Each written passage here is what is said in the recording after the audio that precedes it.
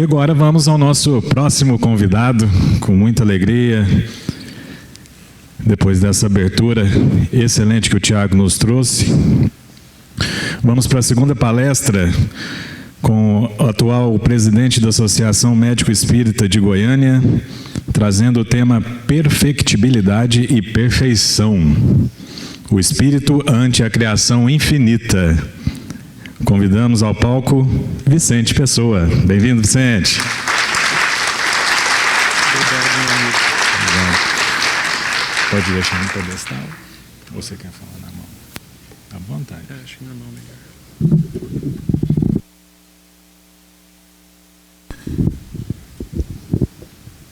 Bom dia a todos. Eu compartilho com o Tiago a alegria de estar aqui em Uberlândia, no Triângulo Mineiro.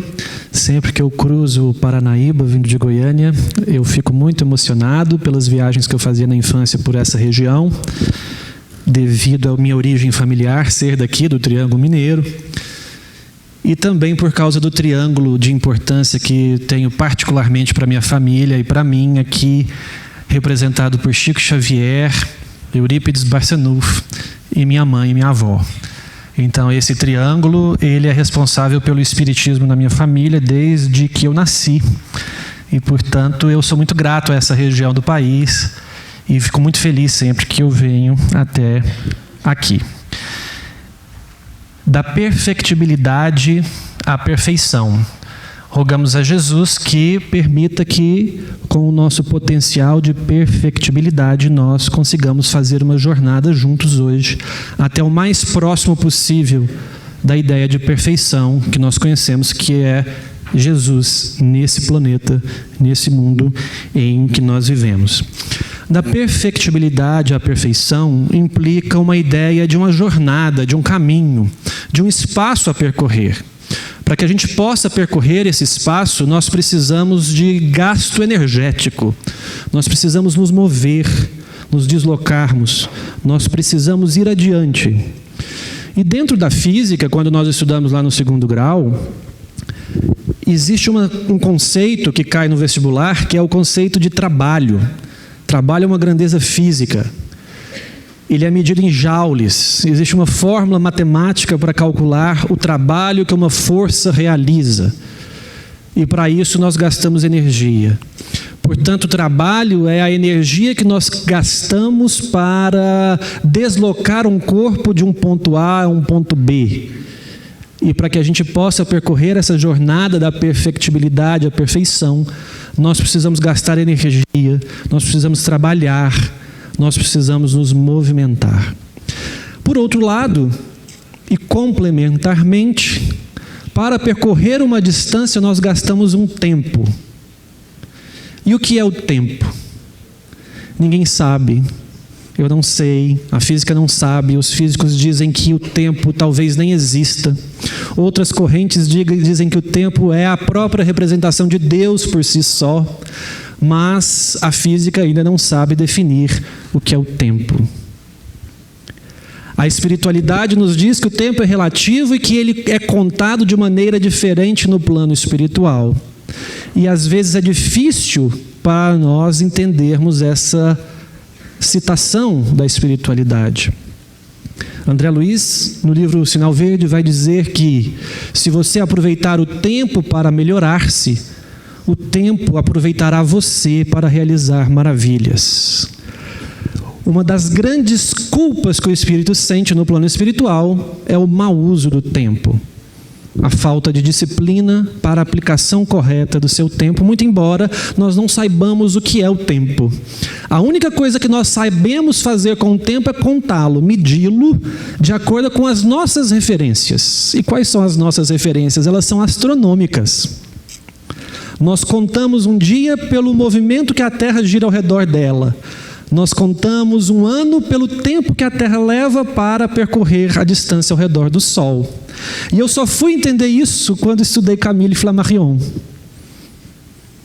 Quando ele vai dizer, em uma de suas obras, quando ele pega a personagem central e tira essa personagem da Terra, levando-a numa viagem pelo espaço, em narrações do infinito, E ele mostra por essa personagem que o tempo fora da Terra não faz sentido nenhum. Porque um dia só tem 24 horas, porque esse planeta leva 24 horas para girar ao redor dele mesmo. Um ano só tem 365 dias, porque esse planeta demora 365 dias para girar ao redor daquela estrela, que é o Sol. Mas fora da Terra, esses parâmetros não existem. Não existem.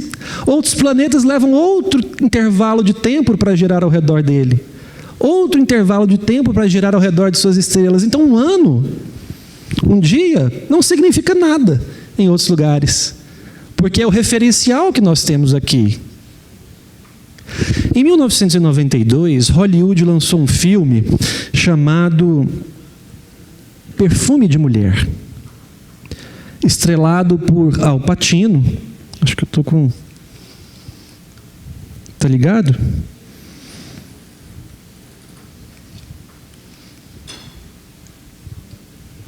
Estrelado por Al Pacino, onde ele faz uma personagem cega que está em um restaurante e conhece uma bela moça que está sentada à mesa ao lado. A banda começa a tocar um tango belíssimo, ele se levanta e, mesmo cego, convida a moça para uma dança. A moça se recusa e diz: não posso, sou casada, e o meu marido chegará a qualquer minuto. E ele então responde para ela e diz: em 1 minuto se vive uma vida. Será que é verdade?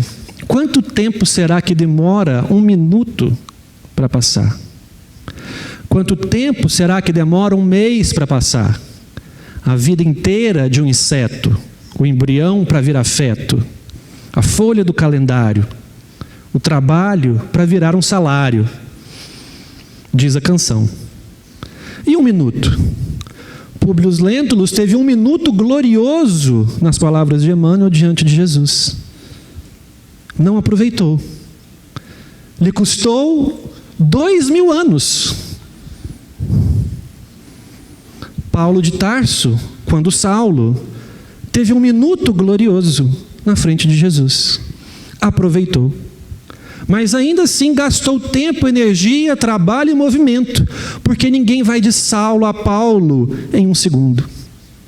Foram precisos vários anos no deserto, vários anos de sofrimento, de empenho, de bom uso do tempo, para saltar de Saulo a Paulo. Então, o que é o tempo? Quanto tempo será que demora 1 minuto para passar? Na década de 20 do século 20, havia um grande dilema no mundo da astronomia, chamado Grande Debate. A dúvida era: o universo era constituído por múltiplas galáxias ou apenas por uma galáxia, a Via Láctea?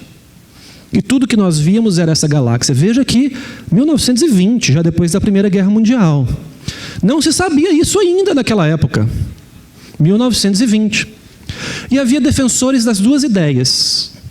E em 1920 houve o grande debate para defender as duas teorias. Herbert Curtis defendia a ideia de que o universo era composto por múltiplas galáxias, enquanto Harlow Shapley defendia a ideia de que o universo era constituído apenas da Via Láctea. Debateram intensamente e ninguém venceu o debate.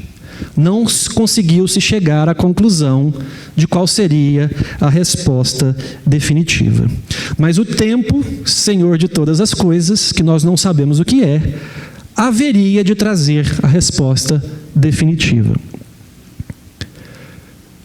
Por volta dessa época, William Picking era o diretor do Observatório de Harvard, à época o maior e melhor observatório astronômico do planeta. Nesse observatório, os conceitos de fotografia estavam evoluindo rapidamente. Eles começaram a fotografar o céu usando telescópios potentes para aquela época e comparavam as fotos das estrelas de um dia para o outro. A mesma estrela fotografada hoje, fotografada na semana seguinte. E começaram a perceber que algumas dessas estrelas variavam de brilho quando eles sobrepunham uma foto sobre a outra. E contrataram, então, vários homens para fazerem cálculos matemáticos para noções melhores da variação de brilho dessas estrelas. Esses homens eram chamados de computadores. A profissão era chamada de computador. Entretanto, William Picking, o diretor do observatório, ficou muito irritado com os homens, porque muitos homens reunidos sempre dá confusão. E naquele observatório também acontecia isso. E ele então exclamou, bravejando, que a sua secretária do lar seria capaz de organizar melhores cálculos do que aqueles homens. E para provar o seu ponto, ele demitiu todos e contratou a sua secretária de lar para coordenar novos computadores que agora seriam mulheres. E a partir daquele ponto, uma dessas mulheres, chamada Henrietta Leavitt, passou a calcular a diferença do brilho das estrelas baseado nas fotografias que chegavam até ela. E Henrietta Leavitt tinha uma história de vida muito difícil, muito dolorosa.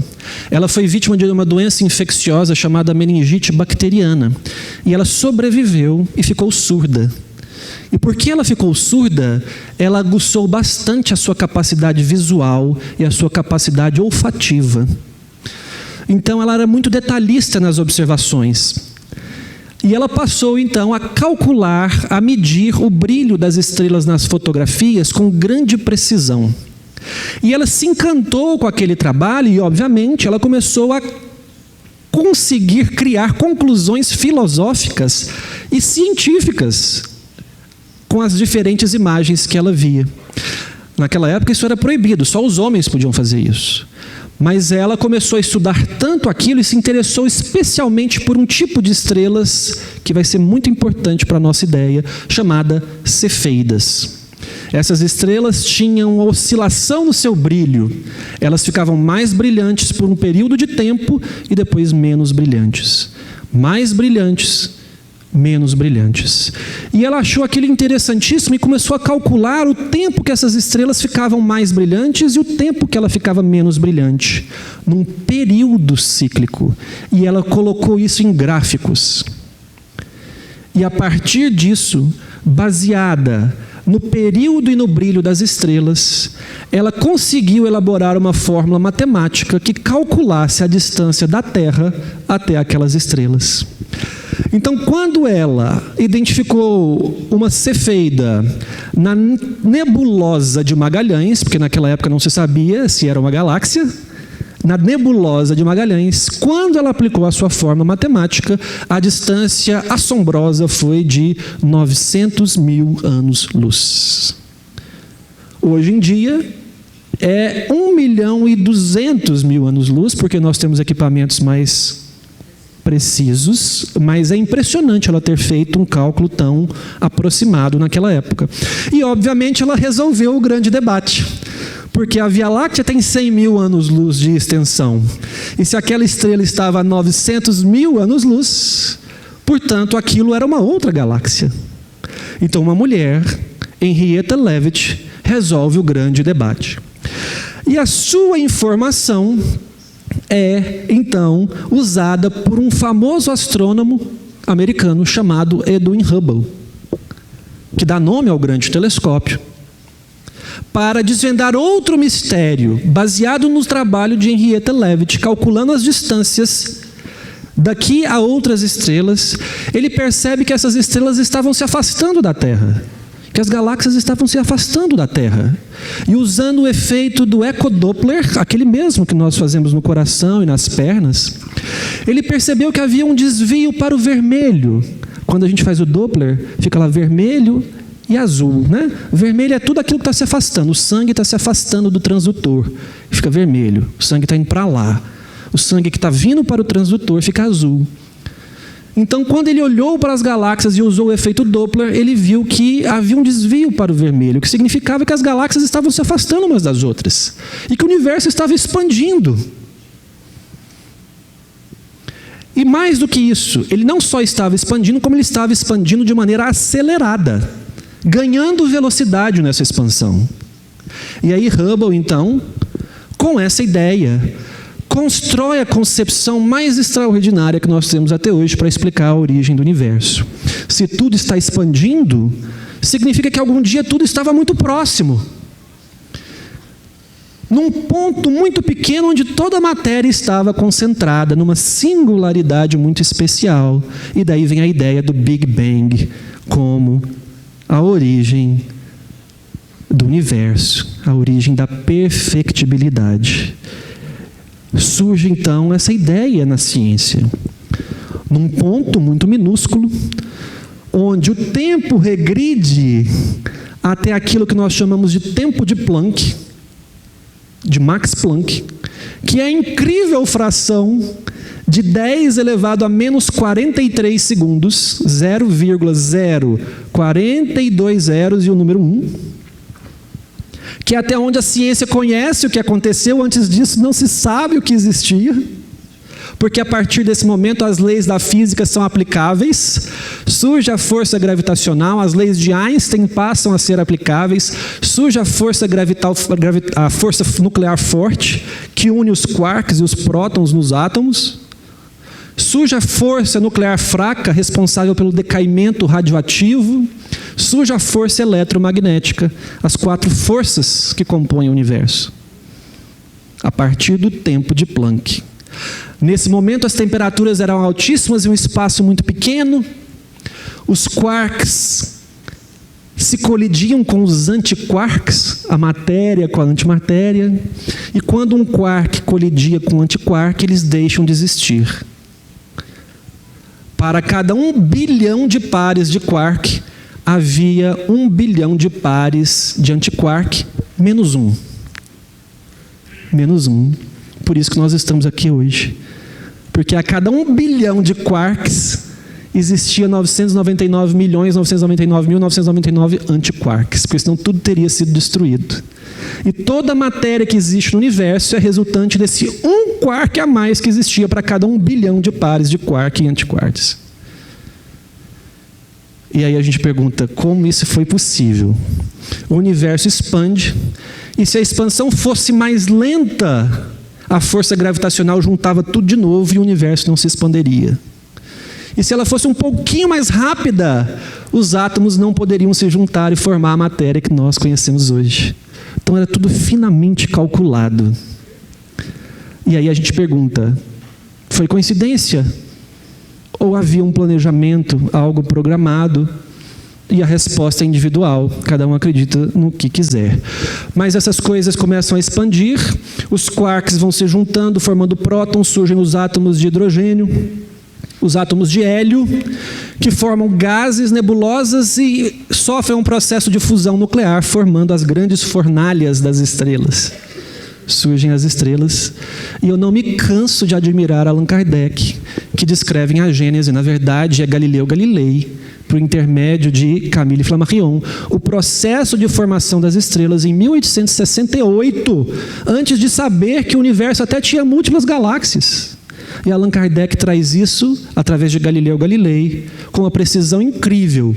Sucedeu que num ponto do universo, perdido entre as miríades dos mundos, a matéria cósmica se condensou sob a forma de imensa nebulosa, animada a essas leis universais que regem a matéria. Em virtude dessas leis, notadamente da força molecular de atração, tomou ela a forma de um esferoide, a única que pode assumir uma massa de matéria insulada no espaço. O movimento circular produzido pela gravitação, rigorosamente igual, de todas as ondas moleculares em direção ao centro, logo modificou a esfera primitiva, a fim de conduzir de movimento em movimento a forma lenticular. Falamos do conjunto da nebulosa.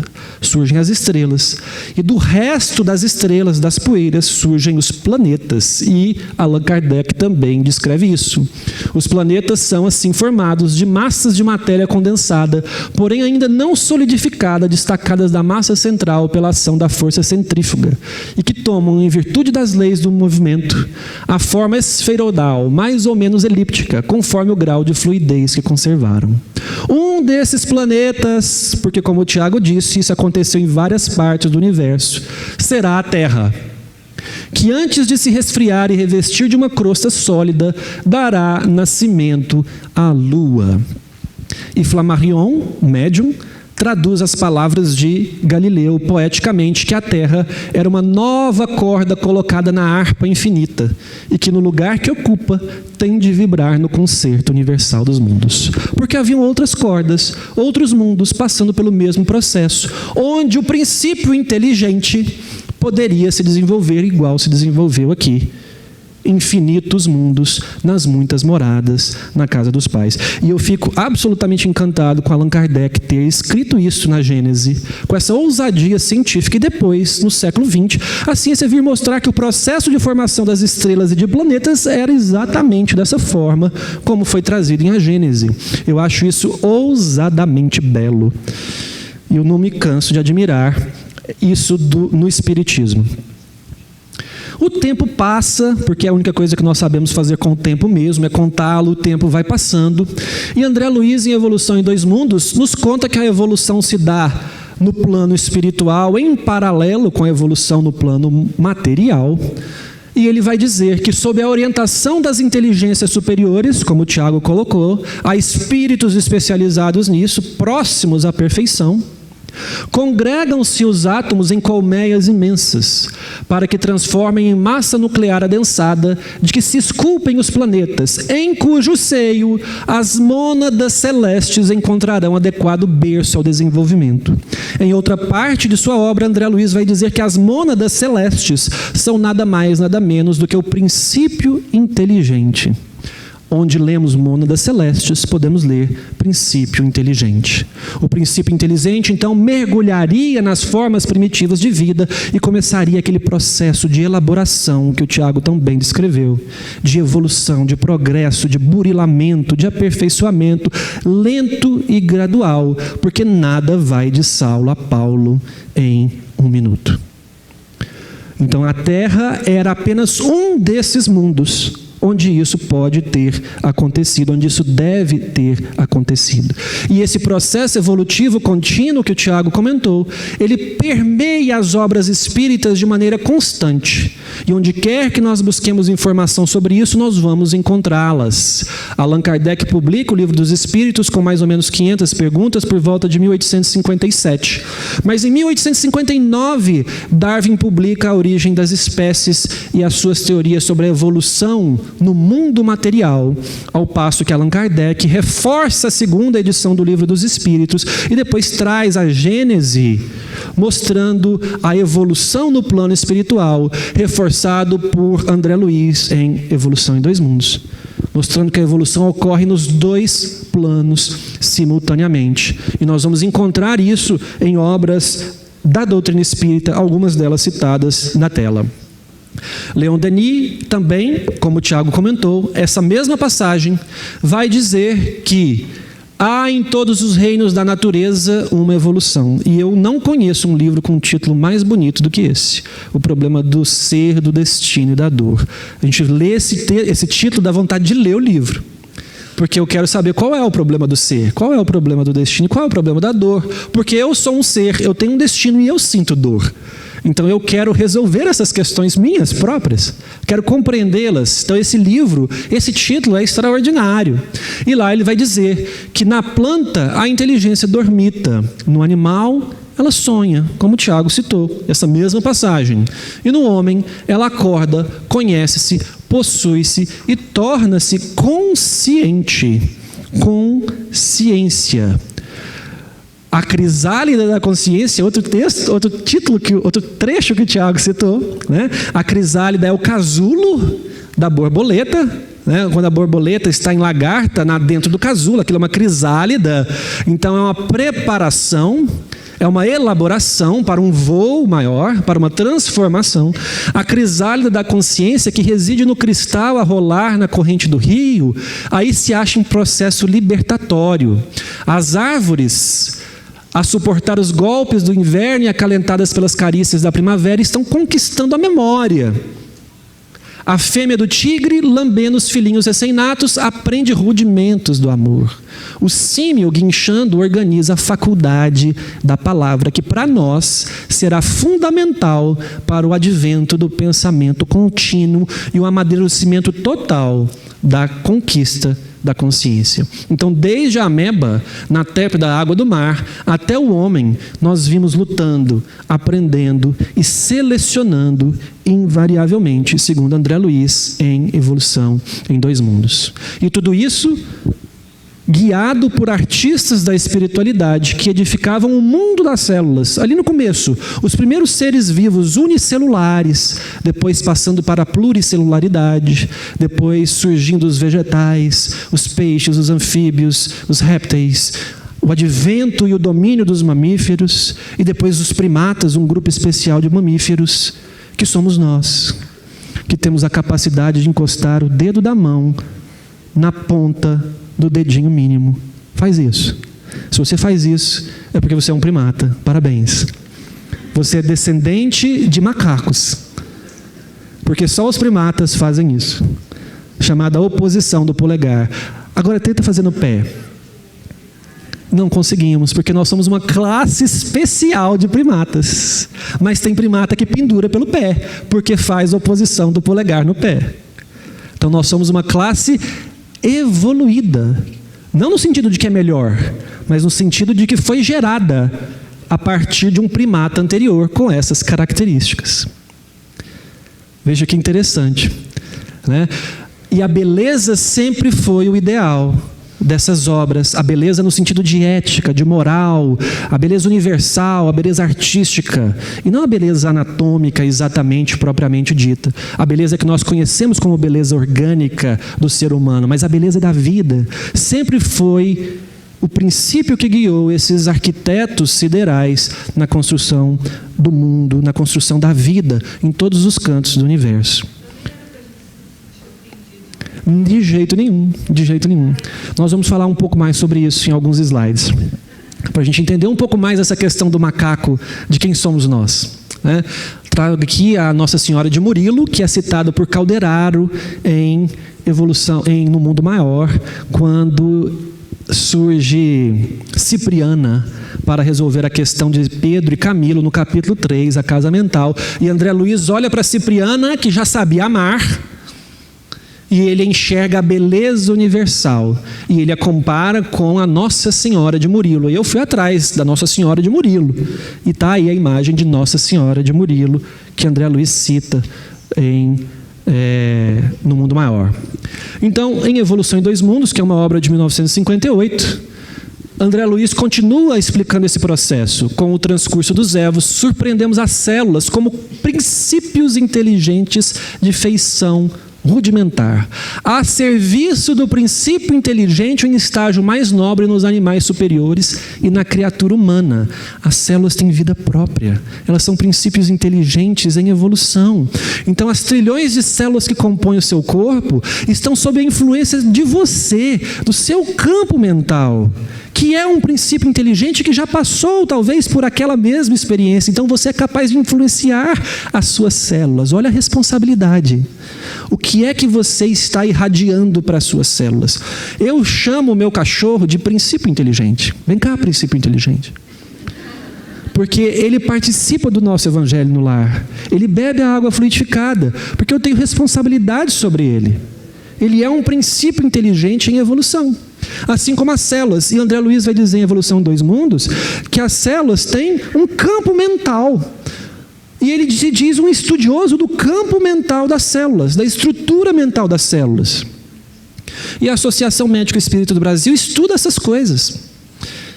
Tem artigos publicados sobre a estrutura mental das células. Existem, inclusive, trabalhos de colônias de células bacterianas que são irradiadas com passe e comparadas com outras que não são, para ver o que acontece com essas células. Então, tudo isso é feito em pesquisa espírita hoje em dia. E André Luiz antecipou isso, mostrando que esse princípio inteligente vem desde a célula e que nós somos capazes de influenciá-las com os nossos pensamentos, porque as células são animáculos infinitesimais que se revelam domesticados. O que é domesticado? É aquilo que convive em harmonia, que convive bem com o ser humano, um animal domesticado. E as nossas células são esses animáculos infinitesimais que se revelam domesticados. E aí você faz o que quiser com elas.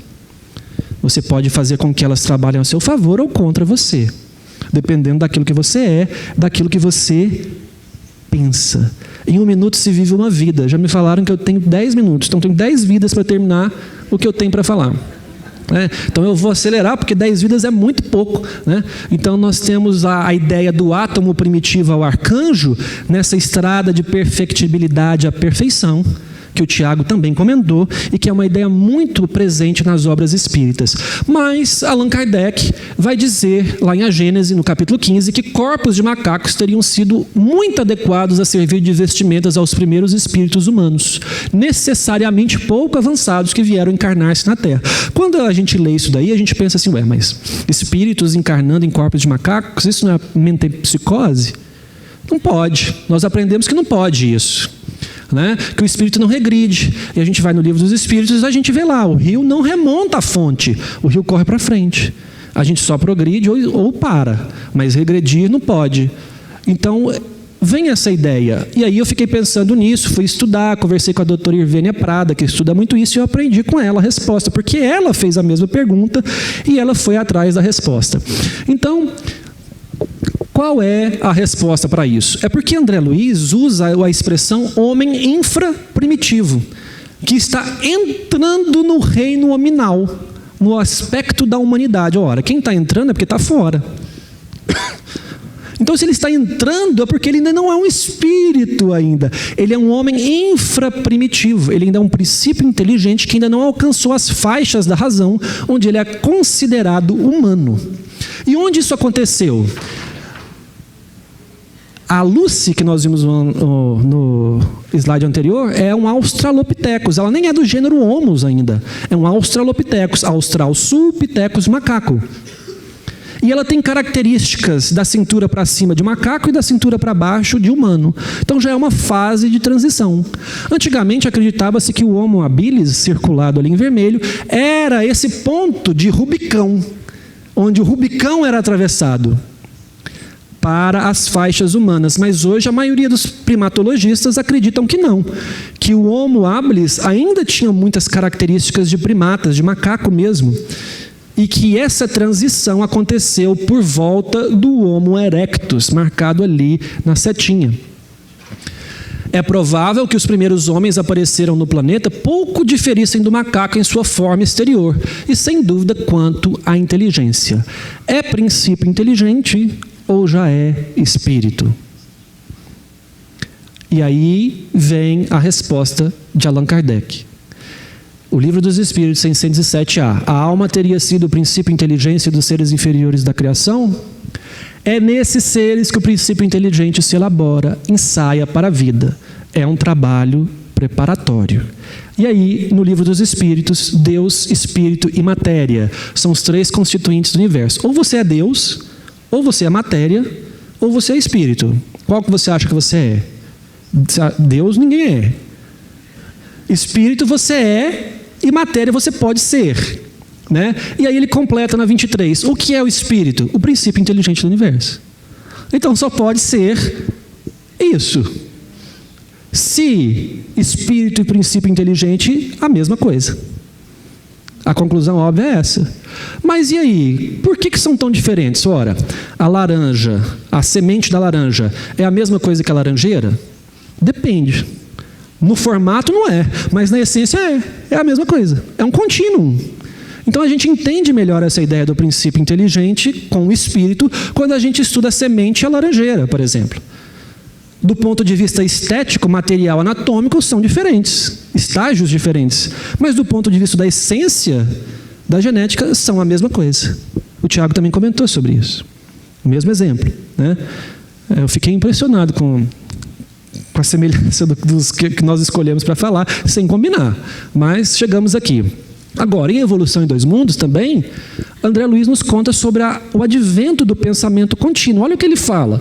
Por intermédio da palavra, assegura o pronto intercâmbio. Fundamenta-se no cérebro o pensamento contínuo. E por semelhante maravilha da alma, as ideias fragmentos da consciência no reino animal se transformam em conceitos, em inquirições, traduzindo desejos e ideias. Então, o articular da palavra faz com que nós saltemos do pensamento fragmentado fragmentado nos animais para o pensamento contínuo nos humanos. E é justamente aqui, segundo André Luiz, segundo os primatologistas, ali por volta do Homo erectus, mas sem ter uma precisão muito bem clara, que esse salto se dá do pensamento fragmentado para o pensamento contínuo. Recomendo a leitura da obra A Questão Espiritual dos Animais, da doutora Ivênia Prado, onde ela tem um capítulo só sobre isso, a evolução do pensamento fragmentado para o pensamento contínuo, que caracteriza a aquisição da consciência e a entrada do princípio inteligente naquilo que nós chamamos no reino hominal. Eu acho isso lindo. Belíssimo. E nós vemos isso na anatomia. A comparação dos registros fósseis dos primatas mais antigos, nós vamos ver algumas características, tem outras, tá? Mas nós vamos ver, por exemplo, que a face, ela vai se encurtando e vai se escondendo debaixo do crânio. O crânio de um chimpanzé ali na frente, ele tem uma protuberância, quase que um focinho para frente. E o neurocrânio, que é onde se está o cérebro, ele é menor.